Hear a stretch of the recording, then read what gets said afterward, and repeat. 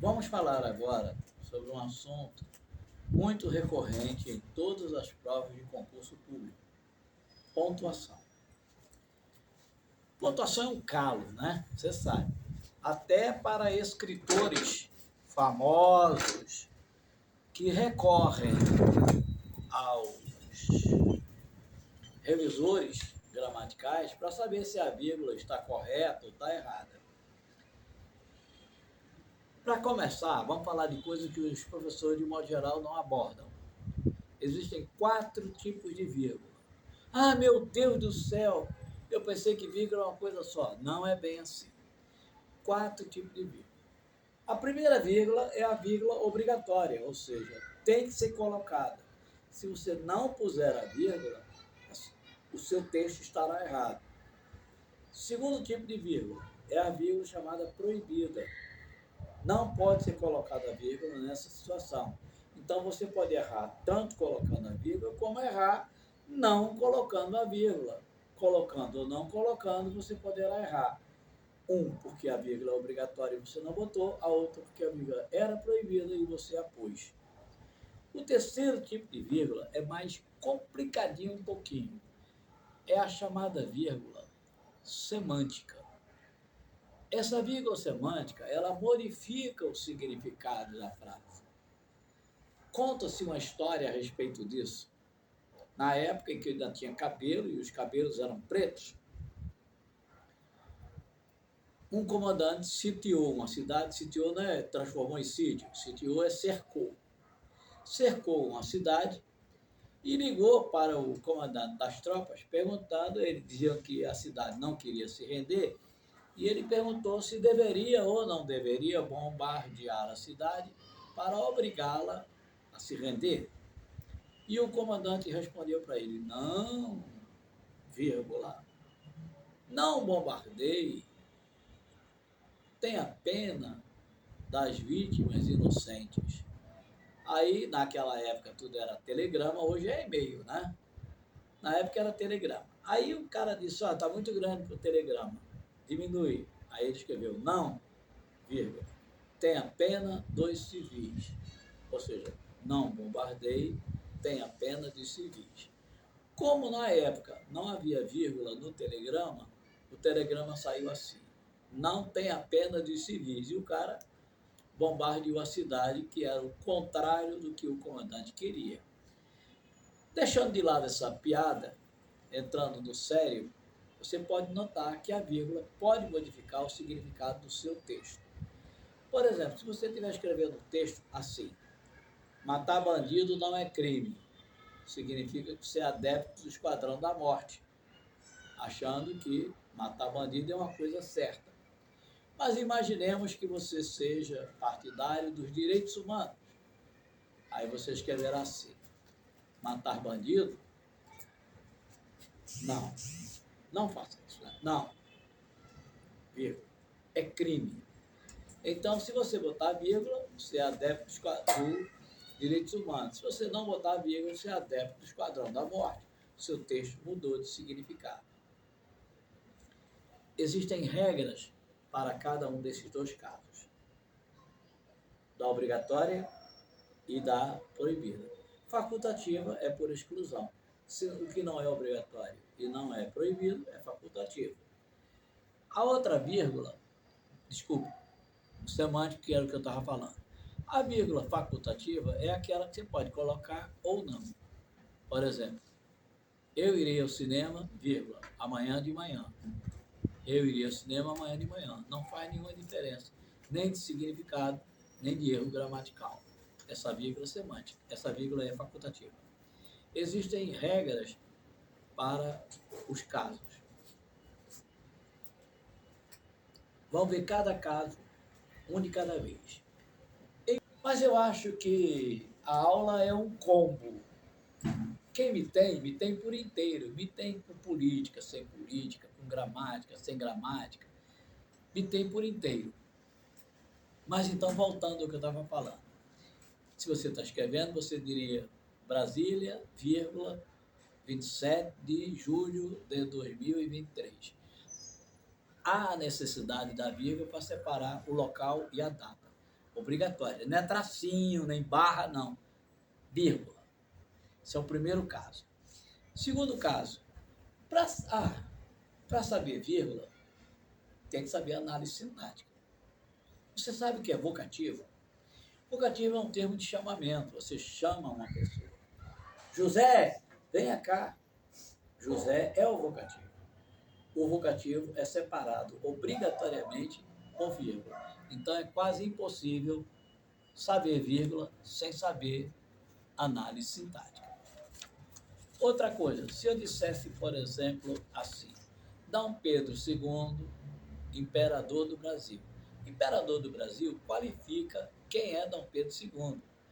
Então, imperador do Brasil é um aposto. E o aposto é separado obrigatoriamente por vírgula. Então, chegamos a duas regras. Todas essas regras estão na minha gramática descomplicada, tudo direitinho, do jeito que eu acabei de falar, talvez até com exemplos semelhantes. Se você desejar a gramática descomplicada, é só entrar em contato com o meu ou com a minha secretária, que o telefone está no final deste vídeo. E não se esqueça de colocar um like, né? Se você está gostando do assunto, bota um like. Antes que eu me esqueça, eu queria falar uma coisa para vocês super importante. Eu quero que nossas aulas sejam diferentes de todos os outros professores de português, sejam eles quais forem, sejam eles árabes ou não árabes. Bem, eu chego aqui e digo, vou falar sobre pontuação. Aí vocês, mas eu queria saber era acentuação, eu queria saber era ortografia. Então você tem um interesse e eu tenho outro. Vamos alterar isso. Eu quero que você passe para o meu canal a sua necessidade. Professor, eu quero uma aula de ortografia a respeito do S e do Z. E eu vou satisfazer a você e vou fazer uma aula para você. E ainda vou dizer, olha, esta aula é em homenagem a Wagner Montes, do Amazonas, do Piauí, do Mato Grosso, de onde você estiver. Eu darei a aula para você. Melhorou, não melhorou? Então, eu não quero apenas dar a aula que eu desejo. Eu quero dar a aula que você quer. Ok? E não se esqueça, se estiver gostando de alguma coisa, aperta o like. É like, minha secretária? É like, né? É porque eu não entendo nada dessa linguagem de computador. Mas voltando ao nosso assunto, vocês pensaram que eu tinha esquecido, né? Imaginemos a seguinte ordem. A ordem dos elementos da oração. A ordem dos elementos da oração é 1, sujeito. 2, o verbo. 3, os complementos. E 4, os adjuntos. Essa é a ordem. Se essa ordem for modificada, vírgula. Ok? Por exemplo, você vai dizer assim, ontem à tarde eu fui ao cinema. Eu seria a primeira palavra da oração, que é o sujeito da oração. Fui é o verbo e para o cinema era o complemento. Lá no finalzinho, um adjunto adverbial de lugar, ontem à tarde. Você alterou essa ordem. Quando você alterar a ordem, vírgula obrigatória. Ok? Bem, aí vamos ver o seguinte. Vamos imaginar que você tivesse a seguinte situação. Eu comprei lápis, caderno, caneta e borracha. Lápis, caneta, borracha, etc. São todos eles complementos do verbo comprei. Perfeito? Todos esses complementos são chamados de objetos. Toda vez que você tiver um objeto repetido, vírgula obrigatória. Gostou da sonoplastia, né? Do ion, a vírgula com ion. Bem, então se você tivesse comprei lápis, vírgula, caneta, vírgula, borracha e apagador, todos esses elementos que seriam complemento do verbo seriam separados por vírgula. Ok? Agora imagine que você dissesse assim, a frase de César. César venceu, tornou-se ditador, Roma era uma democracia, ele se intitulou ditador de Roma, opuseram-se a ele, aí ele chegou, derrotou todos, todos os militares, e ele disse: vim, vi e venci.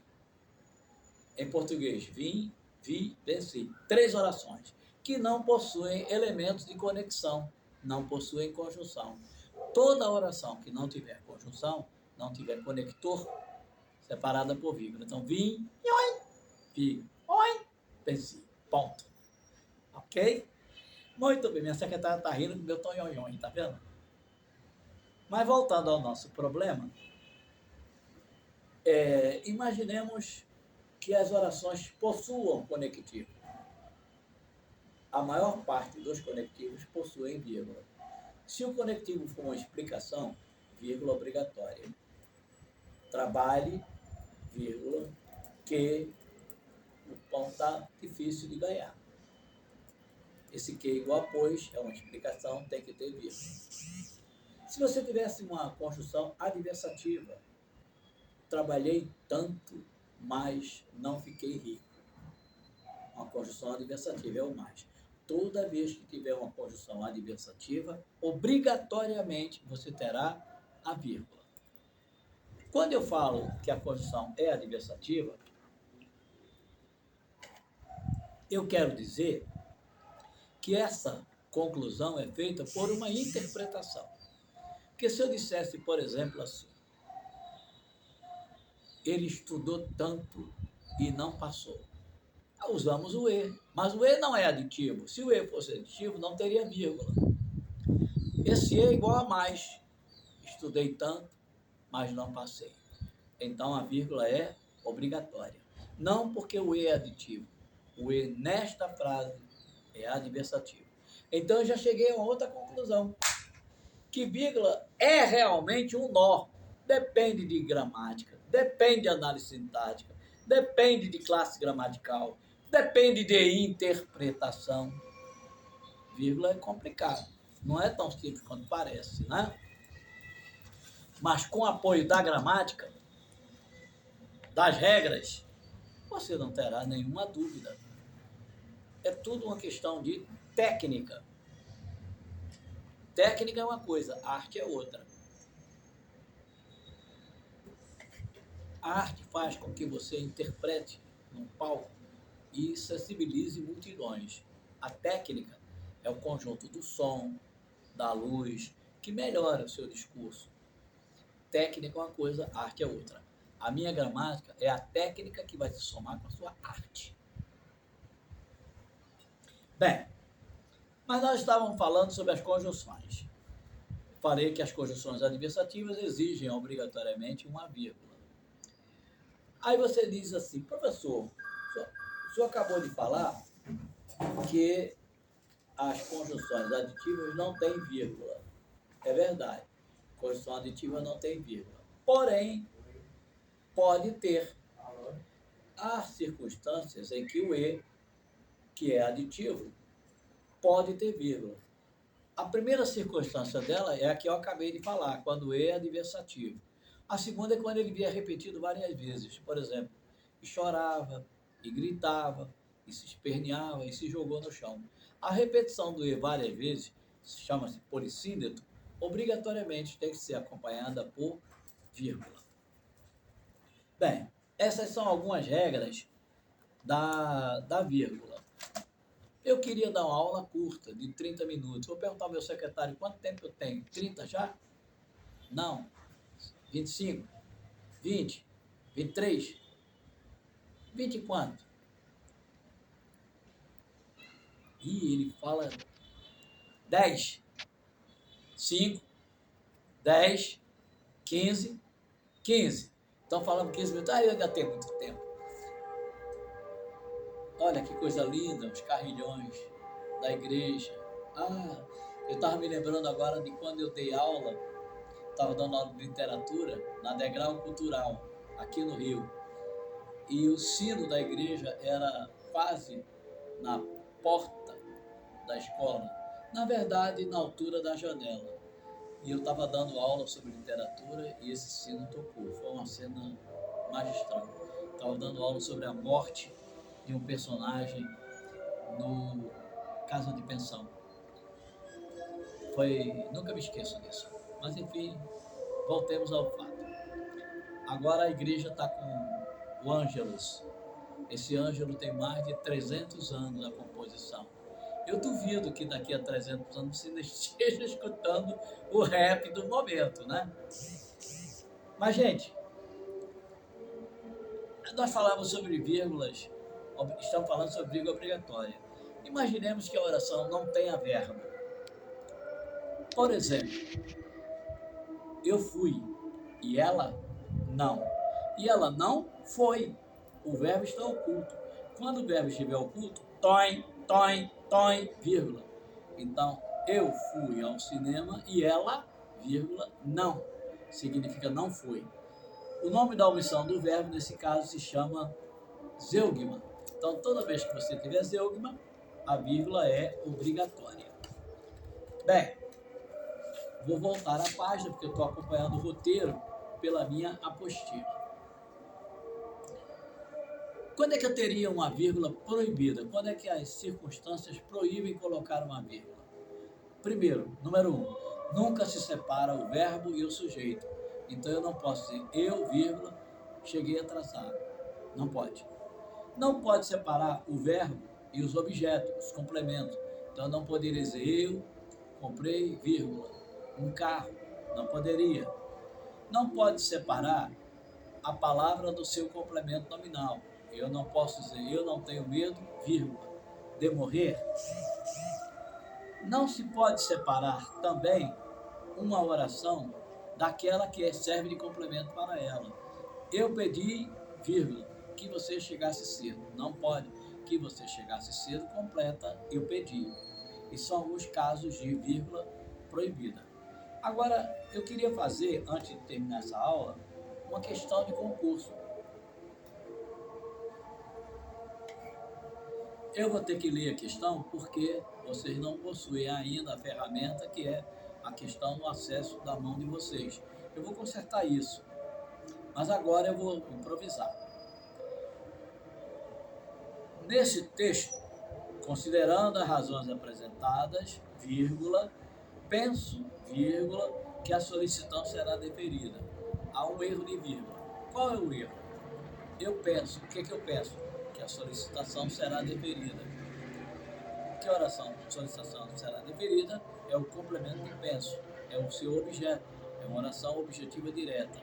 Complementos não podem ser separados por vírgula.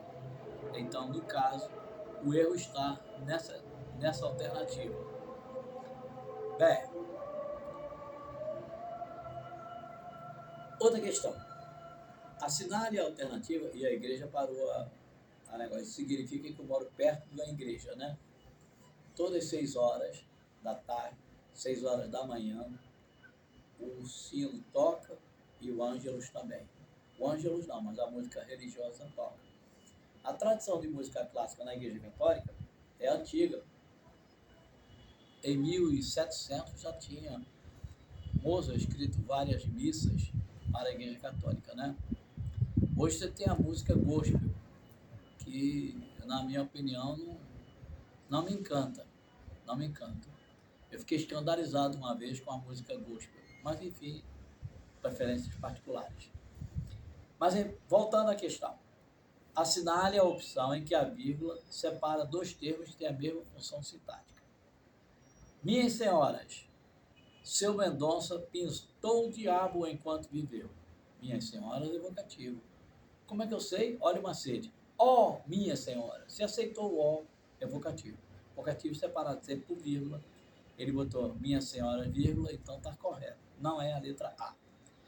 Respeitei o engenho de Dr. Magalhães, vírgula, o juiz.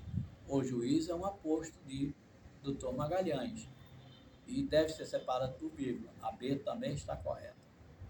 Eu fui mostrar ao ilustre hóspede a serraria, vírgula, o descarregador e o estábulo.